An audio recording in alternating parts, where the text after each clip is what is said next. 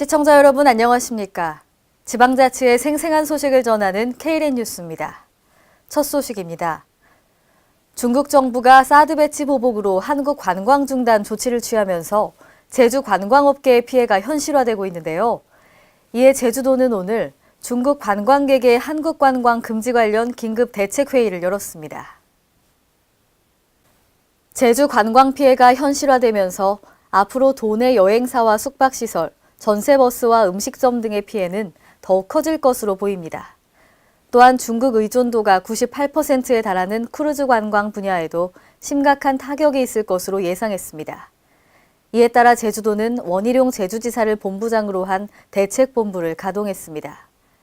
제주도는 또 단기 대책으로 육지부 및 해외 수학여행단 확대 유치 및 피해업체 관광진흥기금 지원 검토, 무사증 활용한 중국 개별 관광객 직접 모객, 관광객 확대를 위한 대형 이벤트 개최 등을 추진하기로 했습니다. 장기 대책으로는 국내 시장 극대화와 일본 등 아시아 시장 접근성 확대, 신흥시장 개척 등이 제시됐습니다. 지난달 28일 여객자동차 운수사업법 시행령과 시행규칙이 개정됐는데요.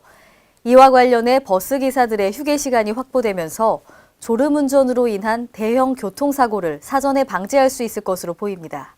유희광 기자가 보도합니다. 목적지 제시간 도착을 위해 운전 도중 졸음이 쏟아져도 휴식을 취하지 못한 채 운행을 계속하다 대형 교통사고로 이어지는 상황이 해마다 되풀이되고 있습니다. 교통안전공단의 집계에 따르면 매년 졸음운전으로 인한 교통사고는 평균 2,000건을 넘어서고 있을 정도로 그 수는 매해 증가하고 있고 고속도로 교통사고 5건 가운데 1건은 졸음운전이 원인인 것으로 밝혀졌습니다. 이에 국토교통부에서는 지난달 28일 여객자동차 운수사업법 시행령과 시행규칙을 개정해 즉각 시행에 나섰습니다. 개정안은 졸음운전으로 인한 대형 교통사고의 사전 방지를 위해 업종별 운행 형태를 고려 연속 운전시간을 제한하고 최소한의 휴게 시간을 보장키로 한다는 내용을 골자로 하고 있습니다. 또 노선 1회 운행 종료 후 최소 10분에서 15분 정도의 휴식 시간을 보장하고 시외, 고속, 전세버스의 경우 2시간 연속 운전 시 운행 중이더라도 15분 이상의 휴식 시간을 보장키로 했습니다.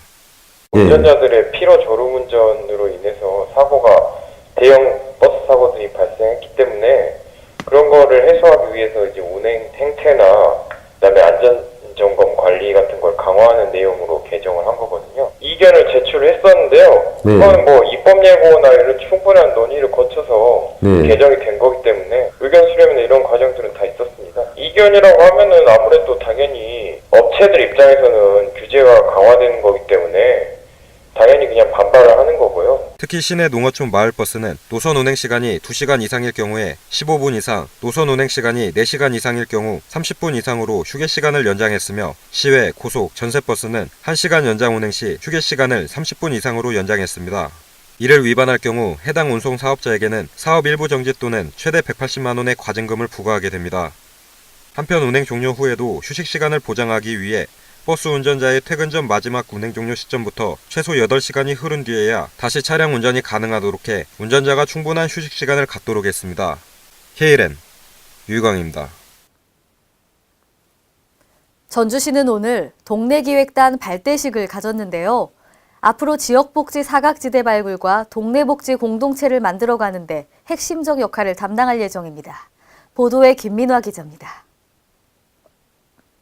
전북 전주시의 지역사회 보장협의체인 동네기획단이 복지 사각지대 해소와 맞춤형 복지를 위한 전주형 동네복지 실현에 나섰습니다. 전주시는 6일 33개동 동네기획단원 500여 명이 참석한 가운데 동네기획단 발대식을 갖고 본격 활동에 들어갔습니다. 동네기획단은 민관이 협력해 지역 내 복지 문제를 자체적으로 해결하기 위한 것으로 공공부조의 사각지대에 있는 소외계층, 위기가정, 취약계층 등을 상시 발굴에 지원하는 민간협의체입니다. 여러 가지 어려움도 있겠지만 여러분께서 하시는 일들이 바로 한 생명을 살리는 일이고 한 집안을 살리는 일이고 한 사회를 살리는 귀중한 일이라는 것을 여러분께서 함께 그런 마음으로 시작해 주셨으면 좋겠습니다. 동네기획단 위원들은 지역 사각지대 발굴과 자원 연계 등 취약계층 보호활동을 통해 서로가 보살피는 동네 복지 공동체를 만들어가는데 핵심적 역할을 담당하게 됩니다. 또 상부상조하며 돌봄과 나눔, 배려와 존중, 협동과 연대로 촘촘한 안전망을 만들고 지역복지 공동체를 위해 같이 하고 싶은 일을 재미있게 해 나가면서 정부의 동복지 허브 사업과 전주형 동네 복지의 성공을 이끌 구심체 역할을 맡게 됩니다. 한편 전주시는 맞춤형 복지를 위해 밥 굶는 아이 없는 엄마의 밥상과 저소득 학생에게 소양도서를 제공하는 지혜의 만찬, 저소득 폐지수거 어르신을 위한 희망 줍는 손수레 지원 등의 사업도 실시하고 있습니다. K랜 김민아입니다. 남원시는 지난해 12월부터 2개월간 마을 경로당에서 운영했던 싱싱생생 건강교실을 오는 3월부터 다시 운영합니다.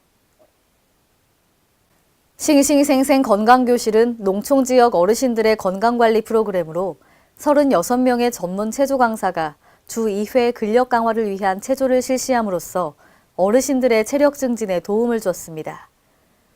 또한 보건소 직원들은 혈압과 혈당, 콜레스테롤 등 체계적인 건강 상담을 실시하여 지역 주민의 건강 관리를 수행했습니다. 앞으로는 읍면동 경로당 전수조사를 통해 연중 운영을 희망하는 경로당 14개소를 대상으로 주민들이 원하는 시간에 일정을 조정하고 최상의 보건의료 서비스를 제공할 예정입니다. 남원시 관계자는 싱싱생생 건강교실 운영을 통해 어르신들의 건강 문제 해결과 즐거운 노년이 되도록 계속 노력할 것이다라고 말했습니다. 전주시의회 김남규 의원은 자전거 도로의 연계성을 위한 생활형 자전거 도로 시범 사업을 제안했습니다.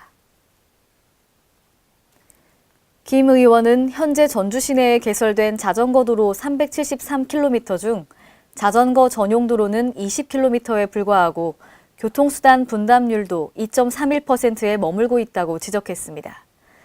이에 따라 극히 낮은 자전거 도로 이용률을 높이기 위해 도로의 연계성을 갖춰 지역민들이 이용할 수 있도록 해야 한다고 강조했습니다.